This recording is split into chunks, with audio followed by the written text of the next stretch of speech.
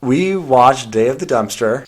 You mentioned to me off air that when you watched it, it was the new Mighty Morphin Power Ranger movie condensed in 30 minutes. It felt like the movie, like that was the only episode they watched, was the Yeah. pilot. You're, and you Did you see what I mean? Yeah, you're totally right. Oh, right? Okay, cool. All right. Well, I mean, based off me rewatching it. I didn't go look at the Mighty Morphin Power Ranger movie behind the scenes to confirm that or not. But yeah, it felt like it. Episode Yes. came out August 28th, 1993. Okay. And was on, do you remember, Fox Kids?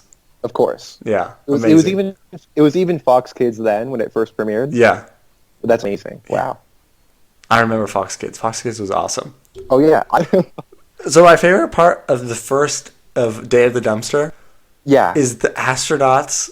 This is with their tinfoil astronaut suits. Yeah, and I wrote down, so they see the quote unquote dumpster, right? Yes.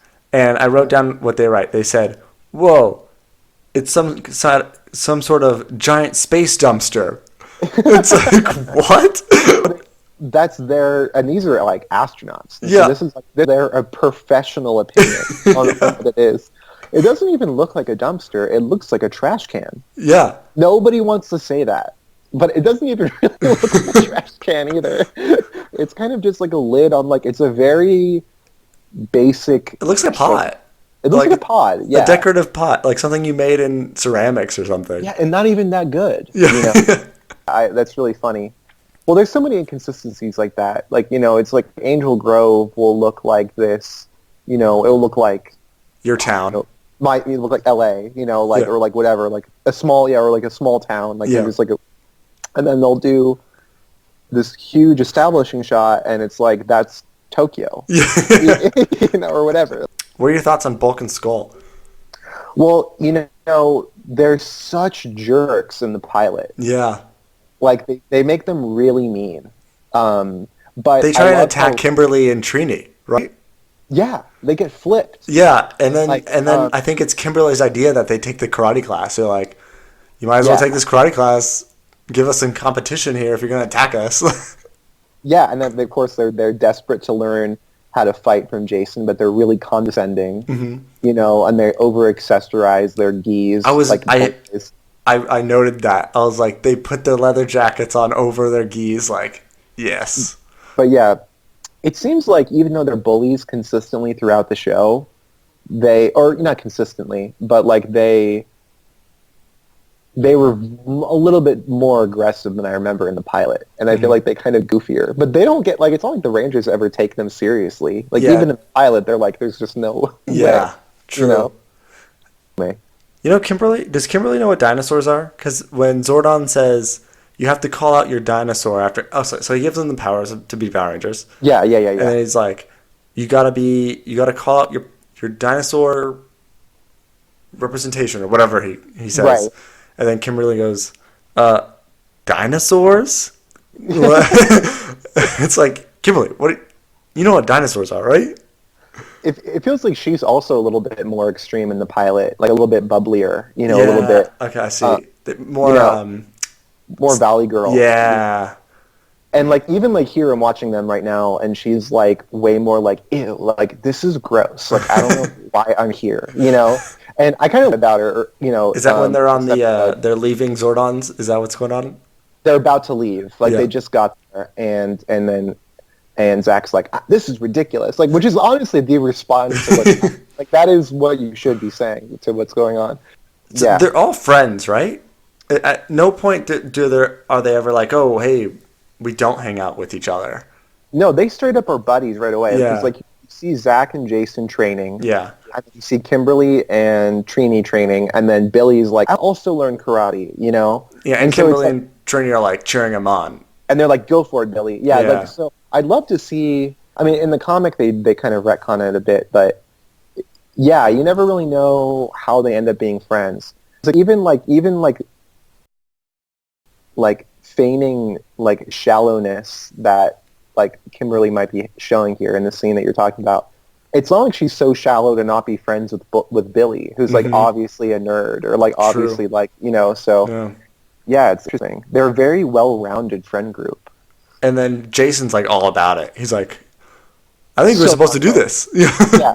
Jason's like, this is what my life has been about all along. Yeah. Which you totally, I mean, like he's training in karate. He's an expert martial artist, so it's like he's a warrior already. He's like, bring on the fight, you know. I remember, and I think, you know, people have this notion to say that he's like the best leader of all the Rangers, and I agree, kind of. Yeah. You mean of all time? Yeah. Like the best leader? Mm-hmm. Yeah, I mean, there can be arguing, but yeah, he's the gold standard. He's in conversation, Yeah. Well, Jason is like Captain America or Superman. Yeah. Like you just give him that spot, give him that, because like even like when Tommy came in, you know, he really only got to be the leader after Jason left. Like really, you know, like even though like he was still like, you know, he was a little bit more taking charge as the Green Ranger, but like it seemed like the vacuum was open for Jason or for Tommy to kind of like be like that leader position where like it was undeniably Jason is like the leader of the Power Rangers, you know. And Jason is ripped. Do you remember him being this? They don't look kids at all. What? Yeah, they're definitely not teenagers. But yeah, he is buff. He's big. Yeah. He's like Captain America. Like him are super big. He's dense. Well, it's funny because like when they have them morphed in the American footage, he's much buffer than like the Red Ranger, the Sentai Red Ranger. You're right. So, yeah. I was gonna say as soon as they morph, like it's on. Like I know they're like trained. I'm watching that scene right now. Let me rewind it. Actually, yeah, it's funny because like they're getting their butts kicked on the mountain. Once they morph, they're immediately on. Well, they get transported. They say they get transported, right? Yeah, it's on the roof of like a building in Japan. Yeah, and they're just completely kicking ass, like jumping around, flying. You know, like I was. Kimberly's doing her somersaults and stuff, and just. And then they know, but they also know like the pose. Like they know how to be in sequence and be like the Ginyu Force. Like they do like the Ginyu Force pose, and and even like Billy, who's never had martial training or a little bit, you know, he's doing great. Mm-hmm. But you're supposed to think that the suits and the powers are just like naturally flowing through them, right? Yeah. Mm-hmm. You know, which I totally buy, and that happens with every season. It's like suddenly they know karate or whatever, you know. So. And then they get to fight Goldar, who is posed as like this amazing warrior. He's not goofy at all. In this episode he gets more goofy, and I was actually thinking about this later on. I was like, does he get goofy because he's so depressed and beaten up by these guys? They kind of leaned into it a little bit. So continue. So then they call the Zords, and they do mention in the episode, they're like, whoa, it's like second nature, I know how to do this. Right. Which I got was a good touch. And I like how they first go into like tank mode instead of going... Right, which they never do that again, really. Yeah, like the middle mode, like the in-between mode. Yeah. I kind of wish they did that more. Yeah, I know. But so I was watching it and they're firing at I almost said Goldberg. Like Goldberg. Yeah, Goldberg's going to spear him or something. But they're what's his name? Why I'm just thinking about Goldberg now. What are you talking about, Goldar? Yeah, Goldar. Yeah, okay. So, I think Goldar loses this battle because he's probably rusty. He's been in the dumpster. Yeah. For 10,000 years or whatever. Space. Yeah. He's not battle ready. No. Yeah. I mean, he basically like blinks away after getting hit with a sword like once. They don't. He leaves after the sword is called. He doesn't even fight the sword. They summon the sword, right? And then he's like, the power sword. Like I got it out of here. Yeah. Yeah, and he has a sword to combat it. It's not like he's Yeah, swordless. they could just go blow for blow, but I guess it's not strong enough. Yeah, what I do like all of her minions get Yeah. like one line or so in this episode, and I feel like Babu and things they kind of just get dropped off later on in seasons. Like they kind of just disappear, and I like Babu. Yeah, I like the little gang vibe that they have. Well, once Zed shows up, it's like these guys aren't really it's the Zed as show. important. It's a Zed and Rita show. Yeah. Overall, great episode. Yeah, I was gonna say though, we can't not mention Kimberly's freaking stellar not joke. What? So, When? What'd she say? So, Zordon's like, "Can I count on you guys?"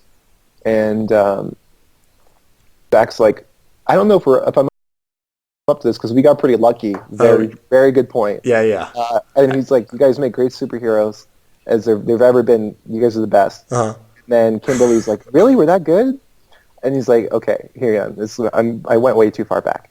But they are all being like, "All right, I'm in." Like Jason's like, "I'm in." Zach's like, "Me too." Trini's like, "You can count on me." Billy says affirmative. And then Kimberly goes, "I don't know. The outfits are cool and everything, but my hair gets tangled inside the helmet. Oh yeah. I don't think I can do it." And I'm like, "Oh, Kimberly."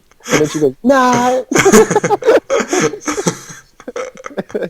which is so BS because their hair always looks the same. Yeah. Magic. It's like science magic.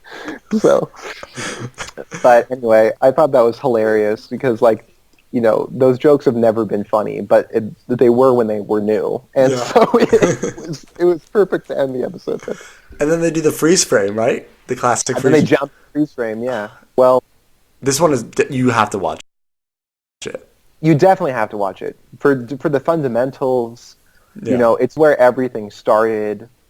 And even like the Sentai footage they choose to use in it is great. Mm-hmm. Like I love that fight on the roof. Yeah, me too. I could watch that so many times over again, even if it's like maybe less than 2 minutes, probably, or 2 minutes at the most.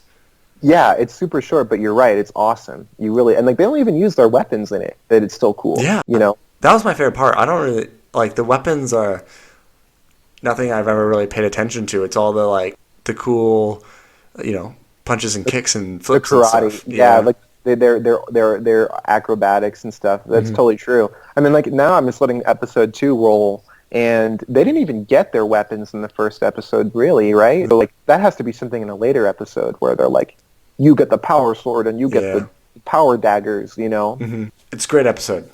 Great episode. Yeah. Hey, thanks for checking out this video. If you liked it, check out our podcast, the Morphenomenal Podcast. It can be found on Spotify and Anchor, where me and Mack talk about all things Power Rangers, episode reviews, action figures, and more. Or just subscribe here to our YouTube channel. Or don't. Either way, we'll see you around.